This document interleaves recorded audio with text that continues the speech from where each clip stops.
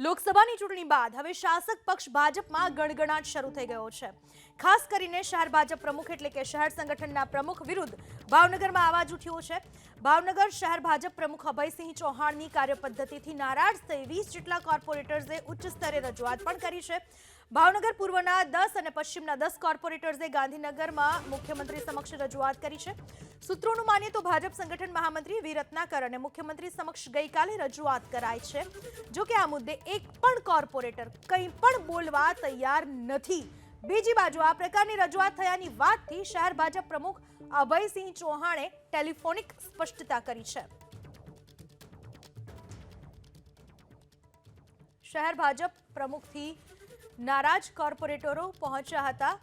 રજૂઆત કરવા માટે મુખ્યમંત્રીને રજૂઆત કરવામાં આવી હોવાનું જાણવા મળી રહ્યું છે। લોકસભાની ચૂંટણી પછી શાસક પક્ષ ભાજપમાં જ અંદરોઅંદર ગણગણાટ શરૂ થઈ ચૂક્યો હોય તેવું જાણવા મળી રહ્યું છે। શહેર ભાજપ પ્રમુખ એટલે કે શહેર સંગઠનના પ્રમુખ વિરુદ્ધ ભાવનગરમાંથી અવાજ ઉઠ્યો છે।